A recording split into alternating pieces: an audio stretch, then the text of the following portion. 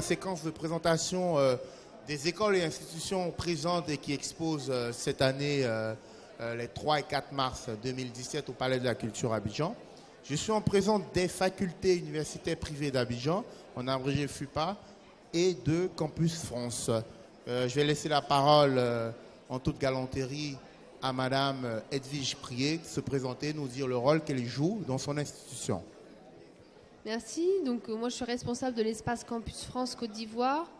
C'est un espace qui permet de faciliter la mobilité estudiantine pour tous les étudiants qui souhaitent partir étudier en France. D'accord. Je laisse la parole donc à monsieur à ma droite se présenter et dire le rôle qu'il joue au sein des facultés privées d'Abidjan. Alors, merci monsieur Koukou. Je suis Alexandre Kwasi. Je suis le responsable de la communication et des stages des facultés universitaires privées d'Abidjan, en abrégé FUPA. D'accord. Quelle est la spécificité en fait des facultés universitaires privées d'Abidjan? La spécificité des facultés universitaires privées d'Abidjan, c'est que nous sommes entièrement universitaires, mais nous sommes une université qui forme selon les besoins du marché de l'emploi. Et en tant qu'université, nous maintenons l'orthodoxie de l'université, c'est-à-dire que quand nous vous disons que nous faisons le LMD, on a les 3 cycles qui fonctionnent. Nous avons des cycles de licence classique et des licences professionnelles. Nous avons le cycle de master classique et des masters professionnels. Et nous avons le cycle doctoral qui fonctionne. Nous avons une école doctorale. Et aujourd'hui, les doctorants en droit sont en 2e année. C'est-à-dire que l'année prochaine, déjà, nous aurons les premières soutenances de thèse dans une université privée en Côte d'Ivoire. Et l'école doctorale de sciences économiques et de gestion a enregistré ses premiers doctorants. Donc, dans 2 ans également, nous aurons les premières soutenances de thèse de doctorat en sciences économiques et de gestion. D'accord. Et avec donc aussi des partenariats à l'international. Bien sûr, on ne peut pas évoluer en vase clos. Donc, nous avons des partenariats à l'international. Nous avons une convention, si je peux la citer, avec le groupe Subdeco La Rochelle. Nous avons une convention avec l'Université de Bordeaux. Et nous sommes même en partenariat pédagogique. Je vous dis que l'Université de Bordeaux équipe notre bibliothèque physique à plus de 70% de nos ouvrages. Si bien qu'aujourd'hui, nous n'avons même plus de place pour stocker les livres. Ça, c'est une bonne chose. Nous sommes en pourparlers aujourd'hui avec l'Université d'Ottawa pour boucler. Il y a eu déjà des échanges de missions. Ils sont arrivés ici. Notre directeur général est parti au Canada. Il reste à signer la convention. Et je voudrais ajouter, pour ne pas être long, que nous avons une convention avec l'Ordre des experts comptables de Côte d'Ivoire.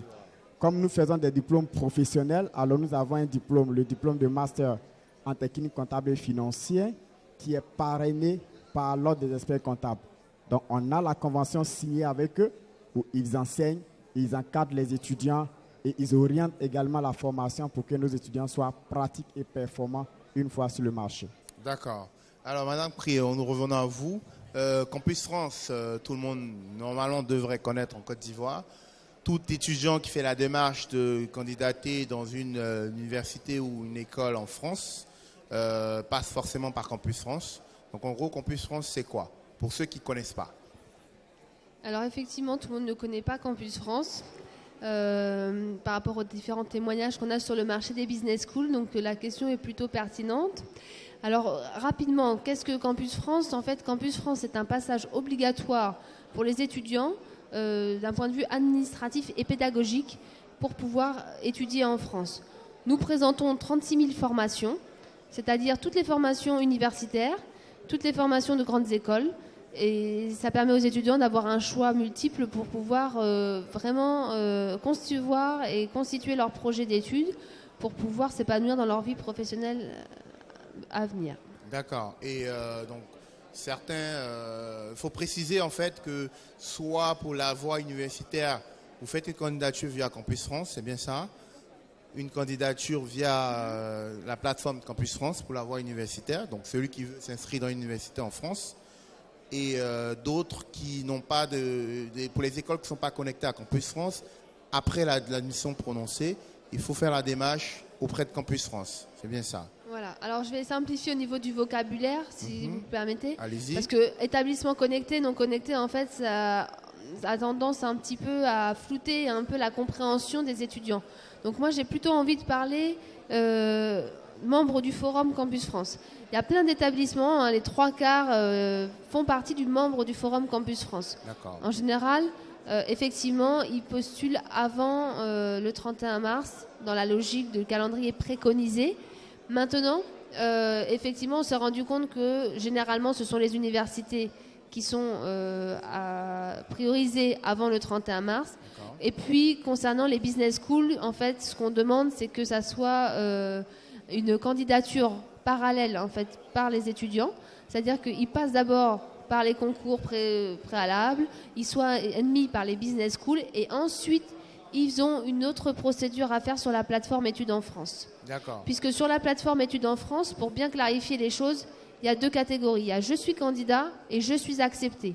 Pour ceux qui sont je suis candidat, c'est ceux qui attendent des réponses des universités ou des établissements dits connectés, mais en fait des établissements qui nous ont demandé de prévenir les étudiants de s'inscrire pendant cette durée-là d'inscription.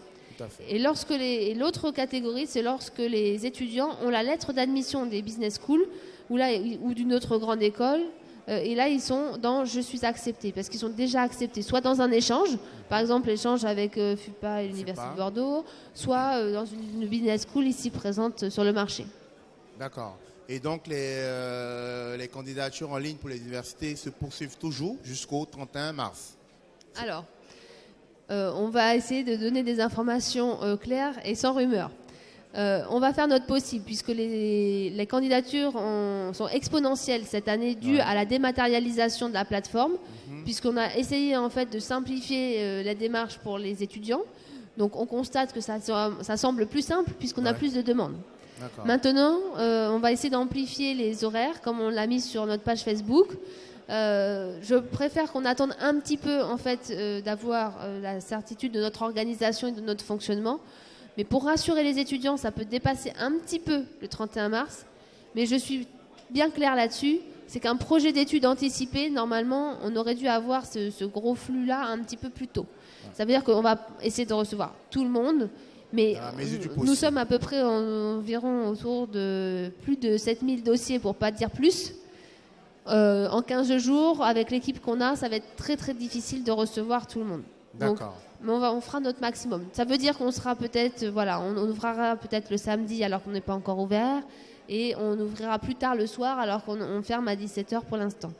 Mais ce que je conseille de façon concrète aux étudiants, c'est d'aller sur leur compte Études en France, de consulter régulièrement la plateforme, et de prendre rendez-vous dès qu'il y a des plages disponibles. D'accord.